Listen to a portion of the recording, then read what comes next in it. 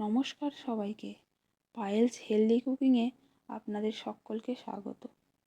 শীতকাল মানেই খাওয়া দাওয়া, বিশেষ করে ক্রিসমাসের কেক। ক্রিসমাসে আমরা সকলেই কেক খেয়ে থাকি, আর সেটা যদি হয় বাড়ির তৈরি। চলুন তাহলে বাড়িতেই বানিয়ে নেওয়া যাক ফ্রুট কেক। এর জন্য প্রথমেই আমি ড্রাই ফ্রুটস নিয়েছি আমন্ড, কাজু, মোরব্বা, আর সব কিছু আমি ছোট ছোট টুকরো করে কেটে নিয়েছি। আর নিয়েছি 1 মুঠো কিশমিশ আর 2 মুঠো টুটি ফ্রুটি। এবার সমস্ত ড্রাই ফ্রুটস আমি ম্যাঙ্গো জুসে ডুবিয়ে 2 ঘন্টা মতো রেখে দিয়েছি। 2 ঘন্টা পর প্রথমে কেক মোল্ড নিয়েছি আর মোল্ডের গায়ে ভালো করে তেল ব্রাশ করে নিয়েছি। এবার একটা A4 পেপার মোল্ডের মাপের কেটে মোল্ডের নিচে বসিয়ে দিচ্ছি, আর পেপারের উপর আবার সামান্য তেল ব্রাশ করে নিয়েছি, যাতে পেপার মোল্ডে ভালোভাবে চিপে বসে যায়। আজ আমি 2 রকম মোল্ডে আর 2 রকম পদ্ধতিতে কেক বানিয়ে দেখাবো, তাই দুটো মোল্ড আমি তেল ব্রাশ করে রেডি করে রেখেছি।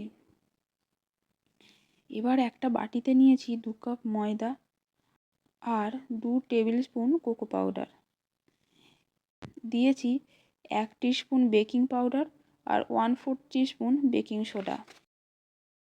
সব কিছু ভালোভাবে মিশিয়ে নিয়ে একটা ড্রাই মিক্সচার বানিয়ে নিয়েছি।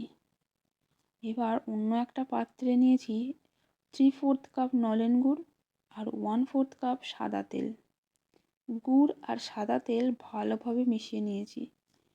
এবার এই মিশ্রণে ওই ড্রাই মিক্সচার চালুনি দিয়ে চেলে দিয়ে দেব, যাতে এর মধ্যে কোনো রকম দলা না থেকে যায়। এবার সব কিছু মিশিয়ে নেব। 1 কাপ দুধ আমি এই মিশ্রণে অল্প অল্প করে মেশাতে থাকবো, আর এর একটা স্মুথ ব্যাটার বানিয়ে নেব, যাতে এর মধ্যে কোনো দলা না থেকে যায়। ব্যাটারের ঘনত্ব না ঘন না পাতলা হবে। ব্যাটার অনেকটা রেডি হয়ে গেছে, আর দুধ দেওয়ার প্রয়োজন নেই, কারণ ওই ড্রাই ফ্রুটসের ম্যাঙ্গো জুস দিলে আরও কিছুটা পাতলা হবে। আপনারাও সব কিছু মাথায় রেখে ব্যাটার বানিয়ে নেবেন। সমস্ত ড্রাই ফ্রুটস ব্যাটারে ভালোভাবে মিশিয়ে নিয়েছি। এবার ব্যাটার দুটো মোল্ডে ঢেলে নেব, আর মোল্ড এইভাবে ঠুকে নিয়েছি যাতে এর ভিতরে এয়ার বাবল না থেকে যায়। এবার ব্যাটারের উপরে আমি ড্রাই ফ্রুটস দিয়ে ডেকোরেট করে নিয়েছি। আমি এখানে নিয়েছি কাজু, কিশমিশ আর আমন্ড। দুটো মোল্ডেই আমি এইভাবে ড্রাই ফ্রুটস দিয়ে গার্নিশ করে নিয়েছি। এদিকে আমি প্রেসার কুকার আর কড়াই গরম হতে বসিয়ে দিয়েছি। 5 মিনিট মতো হাই ফ্লেমে গরম করে নিয়েছি, আর নিচে দিয়েছি নুন, আর নুনের উপর দিয়েছি একটা স্ট্যান্ড। এবার ওই স্ট্যান্ডের উপর মোল্ড বসিয়ে দেব। এখানে প্রেসার কুকারের সিটি আর রাবার খুলে প্রেসার কুকার বন্ধ করে দিয়েছি, আর গ্যাসের ফ্লেম একেবারে লোতে করে দিয়েছি। আর অন্যদিকে নুনের উপরেও একটা স্ট্যান্ড দিয়ে দিয়েছি, আর এর উপর আমি কেক মোল্ড বসিয়ে দিয়েছি। গ্যাসের ফ্লেম লোতে করে ঢাকা চাপা দিয়ে দিয়েছি। 20 মিনিট পর প্রেসার কুকার খুলে একবার কাঠি দিয়ে চেক করে নিয়েছি। দেখুন কাঠির গায়ে ব্যাটার লেগে যাচ্ছে, এর মানে ব্যাটার এখনও কাঁচা আছে। আবার প্রেসার কুকারের ঢাকনা বন্ধ করে দিয়েছি। আবার 10 মিনিট পর কাঠি দিয়ে চেক করে নেব। দেখতেই পাচ্ছেন কাঠি একেবারে শুকনো আছে। আমাদের প্রেসার কুকারের কেক 30 মিনিটেই একেবারে রেডি হয়ে গেছে। একইভাবে প্রায় 1 ঘন্টা পর কড়াইয়ের ঢাকনা খুলে কাঠি দিয়ে একইভাবে চেক করে নেব। আর কড়াইয়ের কেকও একেবারে রেডি হয়ে গেছে।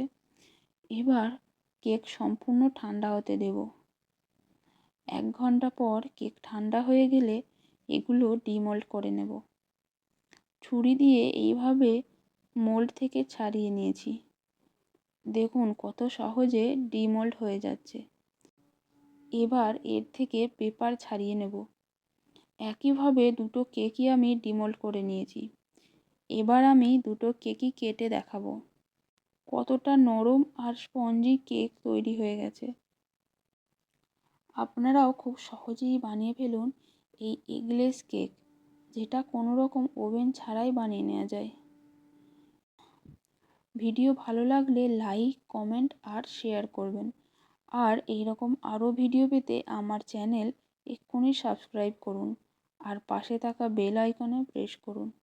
আজকের মতো টাটা।